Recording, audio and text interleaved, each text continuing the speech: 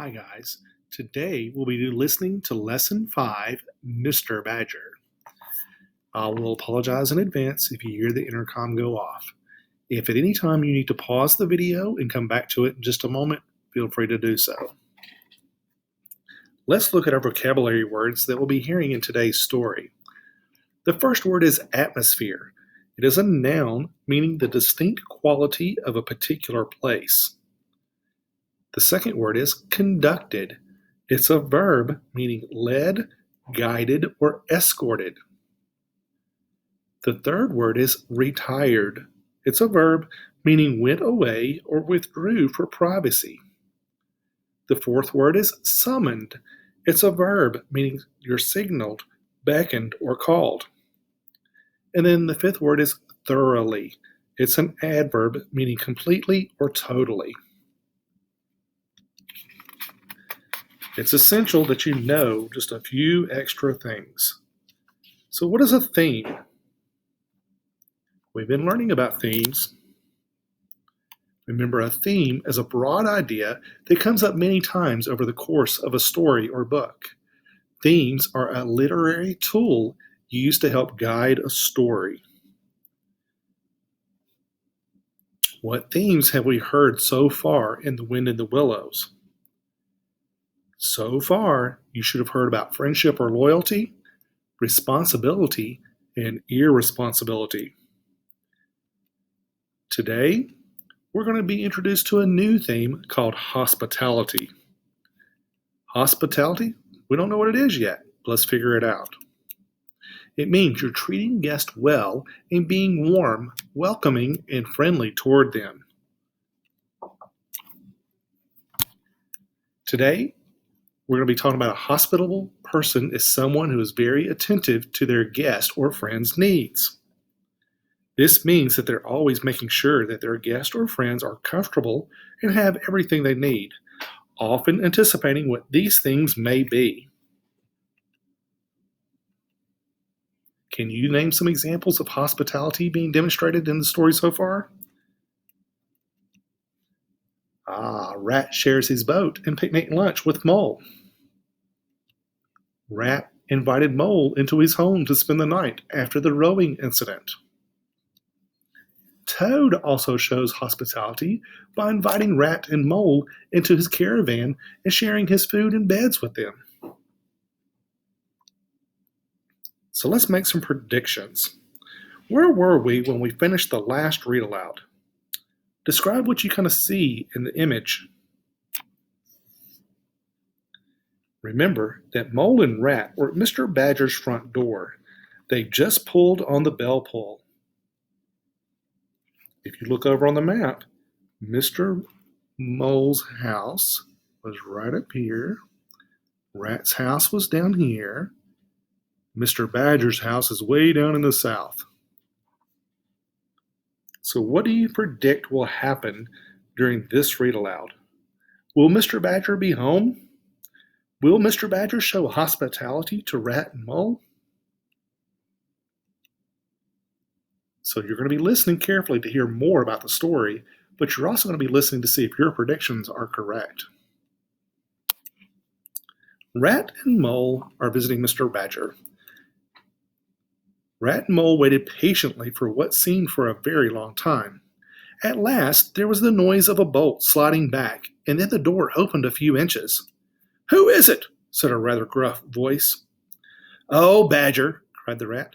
"It's me, Rat, and my friend Mole, and we've lost our way in the snow." "What? Ratty? My dear little man!" exclaimed the Badger. "Come along in, both of you." The two animals tumbled over each other in their eagerness to get inside. The Badger, who wore a long dressing gown, carried a flat candlestick in his paw. "This is not the sort of night for small animals to be out," he said paternally. "But come into the kitchen. There's a fire there, and supper too." Once there, they could dimly see other long tunnel-like passages branching off in various directions. But there were doors in the hall as well. One of these the Badger flung open, and at once they found themselves in a large, firelit kitchen. The door was well-worn red brick, and on the wide hearth burnt a fire of logs. A couple of high-backed settles were facing each other on either side of the fire. In the middle of the room, there stood a long table with benches on either side. Settles are high-backed benches.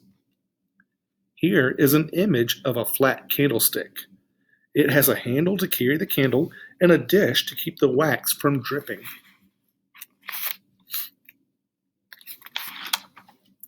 Badger bandages Mole's leg. The kindly badger guided them to one of the settles.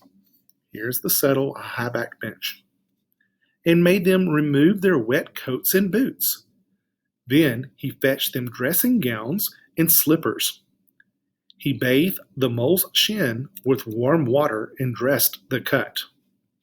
When they were thoroughly warm, the badger summoned them to the table to eat a delicious meal. As they dined, the badger sat in his armchair at the head of the table and listened as the animals told their story. When supper was finished, the badger said heartily, "Now then, tell us the news from your part of the world. How's old Toad going on?" "Oh, from bad to worse," said the rat gravely. "Another smash-up." "How many has he had?" inquired the badger gloomily. "Smashes or machines?" asked the rat. "Oh, well, after all, it's the same thing with Toad. This is the 7th. "He's been in the hospital 3 times, put in the mole. "And as for the fines he's had to pay, it's simply awful to think of." "Yes, and that's part of the trouble," continued the rat. "Toad's rich, we all know, but he's not a millionaire. He'll either be killed or ruined. Badger, we're his friends. Oughtn't we do something?" The badger thought for a while. "Now look here," he said at last. "Of course you know I can't do anything now." His 2 friends agreed, quite understanding his point. No animal, according to the rules of animal etiquette, is ever expected to do anything heroic during the off-season of winter. Etiquette means having good manners. In other words, animals with good manners do not expect each other to help or act like heroes during the harsh winter season, because certain animals, like the badger, hibernate during the winter. Do you think that animals have rules of etiquette? Think about that and explain your reasoning. Does this part of the story have any kind of example of personification? Very well then, continued the badger. But once the year has really turned, if not before, you know? Both animals nodded gravely. They knew. "Well then," went on the badger, "then we'll bring Toad back to reason. You're asleep, rat?" "Not me," said the rat, waking up with a jerk. "He's been asleep 2 or 3 times since supper," said the mole, laughing. He himself was feeling quite lively. Badger's house suited him and made him feel at home, whereas the rat, who slept every night in a bedroom beside a river, naturally felt the atmosphere quite oppressive. "Well, it's time we were all in bed," said the badger, getting up and fetching flat candlesticks. "Come along, you 2, and I'll show you to your quarters. And take your time tomorrow morning. Breakfast at any hour you please." He conducted the 2 animals to a long room with 2 little white beds in it. Moments later, the 2 white beds contained 1 mole and 1 rat. Breakfast at Badger's. The 2 tired animals came down to breakfast very late the next morning. When they did emerge, they found a bright fire burning in the kitchen, and 2 young hedgehogs sitting on a bench at the table eating oatmeal. Here's a picture of a real hedgehog. Where have you 2 youngsters come from?" said the rat pleasantly. "Lost your way in the snow?" Yes, sir, said the elder of the two hedgehogs. Me and little Billy here, we was trying to find our way to school, and we lost ourselves. At last, we found Mr. Badger's back door. How would you correct the grammar of these two little hedgehogs? Instead of saying me and little Billy here, we was trying to find our way, you should say little Billy and I, we were trying to find our way. I understand, said the rat, cutting himself some rashers or sliced portions from a side of bacon, while the mole dropped some eggs into a saucepan. And what's the weather like outside? Oh, terrible bad, sir, said the hedgehog. Where's Mr. Badger? Inquired the mole. The master's gone into his study, sir, replied the hedgehog, and he said as how he was going to be a particular busy this morning, and on no account was he to be disturbed. This explanation, of course, was thoroughly understood. The animals well knew that Badger, having eaten a hearty breakfast, had retired to his study. Once there, he had settled himself in an armchair and was being busy in the usual way at this time of the year. The front doorbell clanged loudly, and the rat sent Billy, the smaller hedgehog, to see who it might be. Presently, Billy returned with the otter. Thought I should find you here, said the otter. They were all in a great state of alarm along Riverbank when you didn't return home last night. But I knew that when people were in any fix, they went to Badger. My, it was fine coming through the snow as the red sun was rising. I was about halfway when I came across a rabbit sitting on a stump. He told me that Mole had been sitting in the wild wood last night. Weren't you at all nervous? Asked the mole. Nervous? The otter showed a gleaming set of strong white teeth as he laughed. Never! Here, Mole, fry me some slices of ham. I'm frightfully hungry.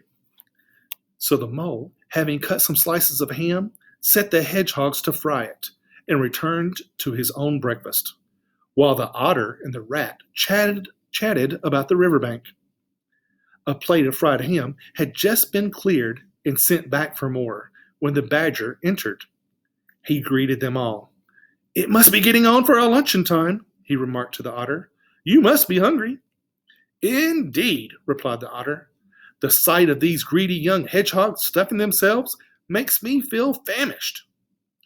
The hedgehogs looked timidly up at Mr. Badger, but were too shy to say anything. Here, you two youngsters, be off home, said the badger kindly. I'll send someone with you to show you the way. Excuse me. Lunch at Badger's. Presently, the others sat down to luncheon together. The mole found himself placed next to Mr. Badger, and so took the opportunity to tell Badger how comfortable and homelike it all felt to him. Once well underground, he said, you know exactly where you are. The badger simply beamed on him. There's no security or peace except underground. The mole agreed, and the badger, in consequence, got very friendly with him. When lunch is over, he said, I'll take you round this little place of mine. After luncheon, the badger lighted a lantern and bade the mole follow him. Crossing the hall, they passed down one of the principal tunnels, and the wavering light of the lantern gave glimpses on either side of rooms, both large and small. The mole was staggered at the size. How on earth, Badger, he said at last, did you ever find time and strength to do all of this? It's astonishing. It would be astonishing, said the badger simply, if I had done it. But as a matter of fact, I did none of it. You see, long ago, on the spot where the wild wood stands now, there was a city of people. Here, where we are standing, they lived. They were a powerful people and great builders. But what has become of them all? Asked the mole. Who can tell? Said the badger.